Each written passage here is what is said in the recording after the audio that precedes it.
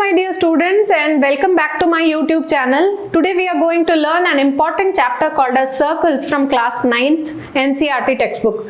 Class 9th NCERT textbook of circles is going to give you importance based on this year as well as it is continued version given in the 10th standard for next academic year. To start with circles, we all know the important definitions that we have to learn here. What's a circle? A set of all points in a plane that are at fixed distance from a given point is called circle. For example, I have a closed figure. This is circle is a closed figure. If I have a point at the center, this is C. In this figure also, this is center, always marked with O or C. If I have a circle, I have to remember these important terminologies.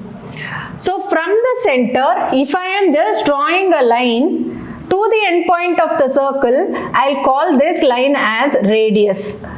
Radius is always determined by R. Double the radius passing through the center is called the diameter. Diameter is the longest chord of the circle. It will always pass through the center also. So diameter is just double the radius. I can write diameter is always equal to twice the radius. Now, if I have a chord, a line segment that is touching two endpoints of the circle at not passing through the center, then we can name that as chord. So chord is a line segment that is not passing through the center but touching the two endpoints of the circle. The area enclosed by this chord, this area is called as a segment. Whenever I have, see, I have a circle. Now this is a chord. This is separating the circle into two different parts. This is called as my minor segment and this is called as my major segment. Minor and major segment. Minor segment, major segment.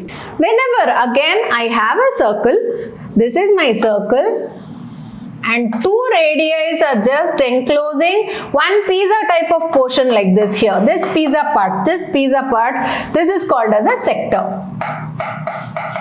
Sector is majorly enclosed by two radii and one arc. This is an arc. Okay, so many important definitions that I am making you learn. First was radius. Radius is just a line that is from the center to the end point. Double the radius is diameter. It always passes through the center, called as the longest chord. What's a chord? A line segment that touches two different endpoints of the circle is a chord. Now chord is dividing the circle into two different parts. One is major segment, the other is minor segment. Whenever I draw two radii, it's enclosing an arc, it's called as a sector. The chotu one is called as a minor sector and the remaining part is called as a major sector. This is major sector and this will be called as a minor sector. These are the important terminologies to start with the chapter called as circles. Next, coming ahead, the definitions are just provided here. Let me quickly read it off. Basic terminology: center, the fixed point from which every point on the circle is equidistant. I'll draw a small diagram here. This is circle, this is the center. If I measure the center from any part of the circle, it will be equidistant. Second is radius, the distance from the center to any point of the circle. As I taught you, from the center, the line drawn, and if I measure it, that's the radius. Diameter, a line segment passing through the center with both endpoints on the circle. The diameter is twice the radius. I already told you this. Chord, a line segment with both endpoints on the circle but not specifically passing through the center is a chord. What's an arc? A portion on the circumference of the circle. See, here to identify, this is an arc. The portion on the segment part, end point, this is an arc. What is a sector? I told you the orangish part here. See the diagram, carefully read the diagram. This is a sector. This is minor sector, the remaining will be major sector. When chord is dividing, it's dividing into minor segment and major segment. Okay. To further move ahead, my dear kids, the important properties of circles are: First, equal radii. All radius of the circles are equal. If I have a circle like this is the center O. If I draw a line segment like this, like this, like this, like this, any amount of line segment, if the radius of the circle was 4, this will also be 4, this will also be 4, this will also be 4. So the first property says all radii of the circle are equal. Next, equal chords and distances. Chords equidistant from the center are equal in length. I have a circle. I'm just taking the example in figurative representation. I have a circle like this.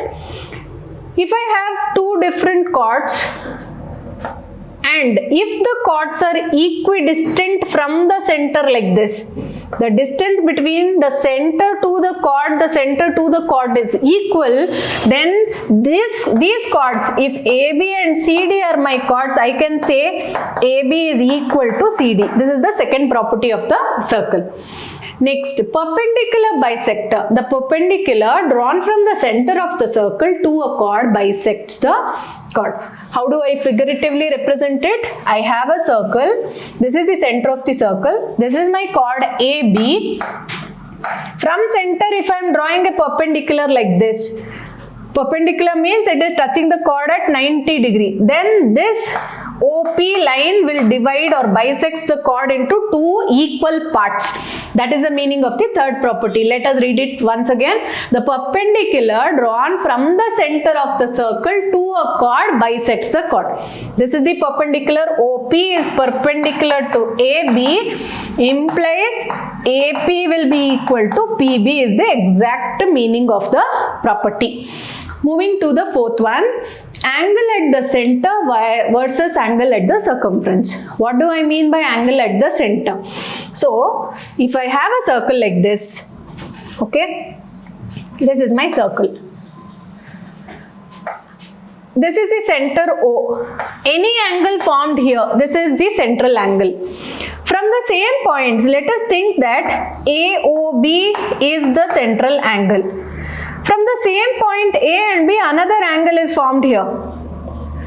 The angle subtended by an arc at the center, the angle subtended by this arc at the center is double the angle subtended by it at any remaining part of the circle. So, if I have the measure of this angle to be 30 degree, then the central angle will be double of it, that is 60 degree. This is the exact meaning of the fourth property that you have to understand. These properties are going to be used by you people to make and formulate various questions given in the exercise or in the question paper. So, the next thing that we have to learn, till now we have learnt about important terminologies and the representation using the terminologies. The next term which is very important is called as length of arc. The formula for length of arc is given with theta by 360 into pi d or theta by 360 into 2 pi r.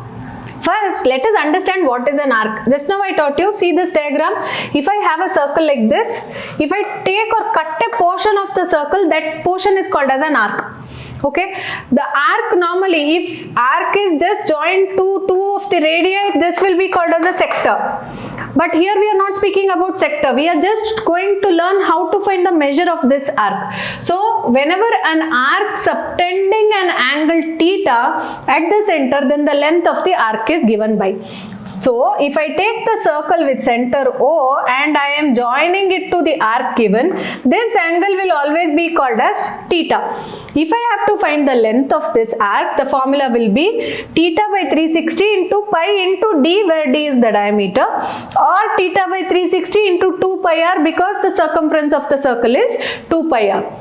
Circumference is nothing but the outer boundary. If I am taking the angular measurement, dividing it by complete angle and the circumference, I get the length of the arc. Simple formula, theta by 360 into 2 pi r will be the length of the arc. Moving on, the next thing I have to learn is area of circle. We have learnt it in 6th standard. To brief, area of circle is nothing but pi r square. Next, area of sector. What is a sector? I just now told you the portion, the pizza part that I can take out from a circle is called as sector. In the previous slide, the length of the arc, it gave me again a sector. Here I am just finding the length of this part, this portion, the measure of this arc. Whereas when I am counting the area of the sector is the area enclosed by this sector. This is called the area of the sector. Area of sector formula is given by theta by 360 into pi r square. Since it is area, I will take pi r square. If there is no angle mentioned here, area of sector is given with half r square into L. Half r square into L will be the formula for the area of the sector when there is no theta given to me. Next, I have to understand important concepts related to circle. The most important thing is called as a cyclic quadrilateral. What is a cyclic quad? If I have a circle here and I am able to enclose a four-sided figure inside the circle in such a manner that all the sides, all the vertex of the four-sided figure are touching the endpoints of the circle, then I call it as a cyclic quad. This is exact version of a cyclic quad. Now if I have a circle like this and I have in this manner again a four-sided figure, this is not a cyclic quad because this vertex is not touching the endpoint of the circle. So identifying a cyclic quad is very important. This is a cyclic quad, that is not a cyclic quad. The important definition for cyclic quad, a quadrilateral whose vertices all lie on the circumference of the circle. All should lie on the circumference of the circle. That is the definition of a cyclic quad. First property is, if I have a cyclic quad like this, if I am taking the opposite sides B and D, adding it, the summation should be 180. Summation of A and C will again be 180. So first property, opposite angles of a cyclic quad are supplementary. To brief, angle A plus angle C will be opposite, that's 180, and angle B plus angle D will be supplementary or equal to 180. Second thing that I have to understand is what is concentric circle. If I have two circles having a common center, the first circle, if I think the radius of the first circle to be 4 cm and the second circle will be 5 cm, but the center is common here, then I call them as concentric circles. The radius varies in concentric circle, it can increase or decrease randomly. Now, when I take the property of cyclic quad, first property we learned that opposite angle summation is supplementary. The second property is the sum of either pair of opposite sides of cyclic quad is 180. This is the same property, first one, written in a different format. The next property that I have to understand here is, if one side of a cyclic quad is produced, like here, I am producing this side, this becomes the exterior angle. The exterior angle C here, I will name this as angle 1. This will always be equal to interior opposite angle. So which is my interior angle? Interior of C is this part, opposite to that is this angle A, or I will name it as 2. So angle 1 will be equal to angle 2. I can see this using the projection. If my projection is like this, I'll take this example, if the projection is here. So for this angle, interior opposite angle, this will be equal. So the property goes like, if one side of a cyclic quad are produced, the exterior angle will be equal to opposite interior angle. Opposite interior angle is my key or tagline that I have to understand.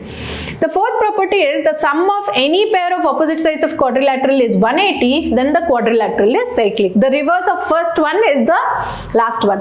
If the sum is 180, we call it as cyclic. If it is cyclic, the sum will be 180. This will be the most important property. Based on this, many questions are going to arise. Next, key formulas that we have to learn is tabulated here.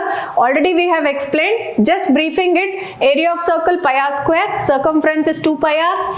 Area of sector theta by 360 into its area formula. Length of arc theta by 360 into circumference formula. Area of segment half r square into L or the original angular projection. Area of ring is, if I have two circles like this, If this has a radius of r1 and this has a radius of r2, then the area of this ring will be original or the outer circle area minus the inner circle area. This formula can also be written like pi into r1 square minus r2 square. Taking pi common, we get this formula. Then area of triangle formed by a sector is half r square sin theta. This is an important formula. This is not there in textbook. Please make a note of it. In this session, my dear kids, we have just analyzed about important terminologies, definitions and formulas related to them. I hope this session was really understood and informative for you people. In the next part of circles chapter, we'll be covering theorems and many important questions. So stay tuned and don't forget to subscribe my YouTube channel. Thank you. Bye. Have a great day.